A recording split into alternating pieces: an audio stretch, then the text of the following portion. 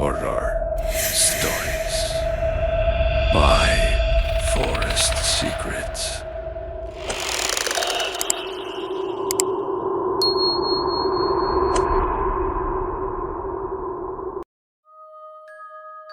Kababalaghan na hango sa mga usap-usapan tungkol sa Japan surplus. Ang sabi nila, hindi lahat ng inuuwi mula sa Japan ay gamit lang. Minsan may inuuwing hindi mo rin alam at hindi mo nakikita kung ano ba talaga. Hindi ako naniniwala noon sa mga kwentong may sinusundan daw ang espiritu, ang mga lumang gamit mula sa Japan surplus. Hanggang sa nangyari ito sa amin. Ako nga pala si Mark. 3 taon na ang nakalipas nang lumipat kami sa bago naming bahay sa isang subdivision sa Bulacan. Hindi kalakihan ang bahay, kaya para makatipid sa espasyo, napagdesisyonan naming bumili ng second-hand na double deck. May nagsabi sa amin na mas matibay raw ang mga kama mula sa Japan surplus. At totoo nga, mukha pa itong bago.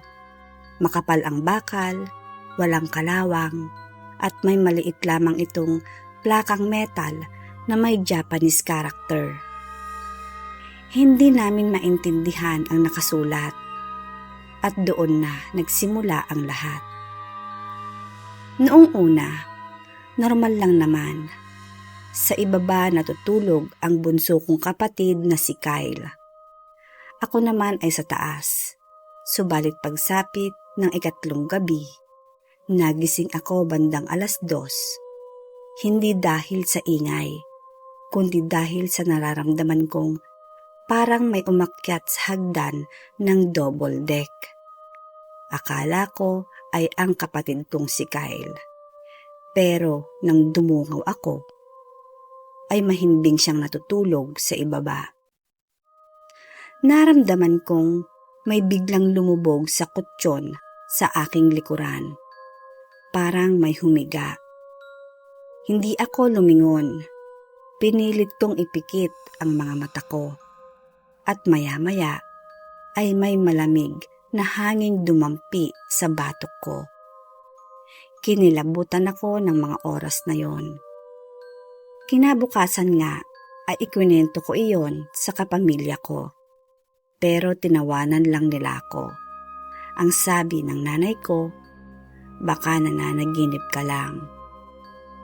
Pinaniwalaan ko pa rin ang sarili ko hanggang sa mga sumunod na araw ay mas nakakatakot na ang nangyari.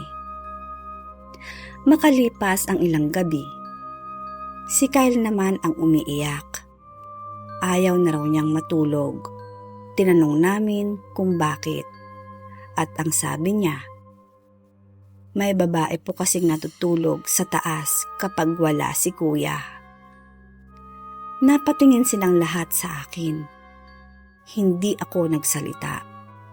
Dahil ako lang ang nakakaalam na may nararamdaman nga akong humiga sa tabi ko.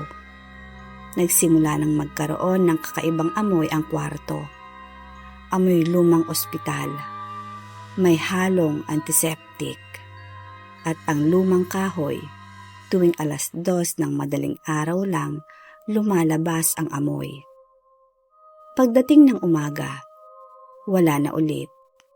Pero isang gabi, habang naglalaro ako ng cellphone, narinig kong may mahinang kumakatok sa bakal ng kama ko. 3 beses. Akala ko ay si Kyle. Pero nang sumilip ako, tulala siyang nakatingin sa kisame. Hindi siya gumagalaw. Tinanong ko si Kyle. Mahina niyang sinabing, huwag kang sumagot kasi hindi ako ang kumakatok. Tumayo lahat ng balahibo ko. Kasunod noon, may isa na namang katok. Ngayon, mula naman sa ilalim ng kama. Hindi ko na iyon pinansin, pero pagpatak ng 3:00, may narinig akong boses. Mahina, boses ng babae. Japanese ang salita nito. Hindi ko maintindihan. Paulit-ulit lang hanggang sa biglang tumigil. Kinabukasan nga, may nakita kaming bakas ng paa. Basang-basa mula sa pintuan. Diretso yon papunta sa double deck. At doon lang natapos. Walang bakas, paglabas. Lumipas pa ang mga araw. Unti-unting nagbago si Kyle. Hindi na siya masiyahin. Palagi siyang nakatingin sa itaas ng kama. Minsan ay ngumingiti siya na parang may kausap. Isang gabi ay naabutan namin siyang nakaupo sa itaas. Kahit ang higaan naman niya ay nasa ibaba. Tinanong namin kung paano siya umakyat at ang sabi lang niya, "Tinulungan po ako nung ate." Napatingin kaming lahat sa isa't isa. Wala namang babae sa bahay dahil sa takot. Nagpasya kaming alisin ang double deck at tinawagan namin ang pinagbilhan.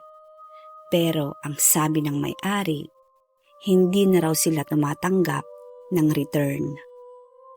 Tinanong ko kung saan nila nakuha ang kama. Bigla siyang natahimik. Pagkatapos ay sinabi niyang, "Huwag mo nang itanong." Diyan na rin nagreklamo ang unang bumili. Nanlamig ako. Ibig sabihin, hindi pala kami ang una.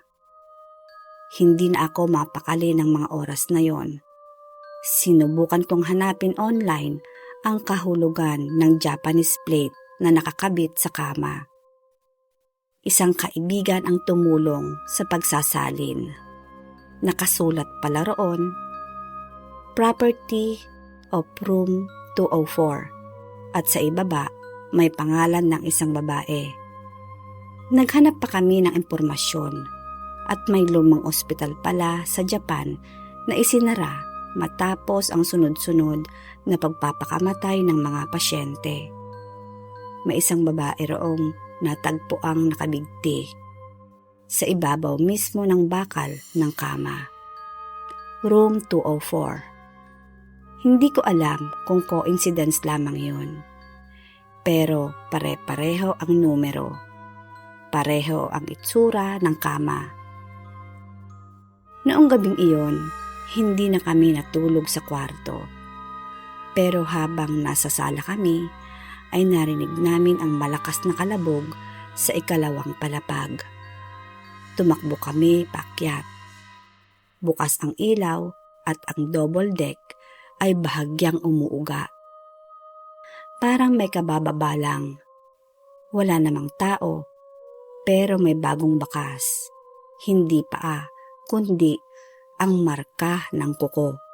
Sa bakal, parang may desperadong kumapit. Tinawag namin ang isang albularyo.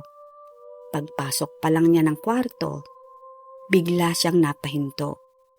Tumingin siya sa itaas ng double deck at dahan-dahang sinabi. Hindi siya galit, pero ayaw niyang iwan ang kama.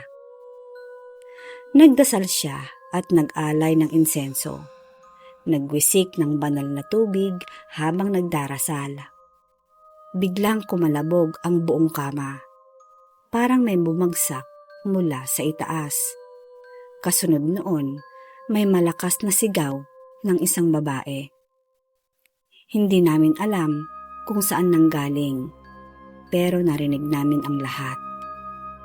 Pagkatapos ng ritual, tahimik na ang bahay, pero akala namin ay tapos na. Nagkamali kami. Dahil kinabukasan, nakita naming bukas ang pinto ng kwarto at ang double deck nasa gitna na ng silid. Hindi iyon ang pwesto nito kagabi. 4 kaming lalaki bago ito ilipat noon. Pero ngayong umaga, parang may nagbuhat ng mag-isa. Hindi na kami nagdalawang isip. Ipinamigay namin ang kama sa junk shop.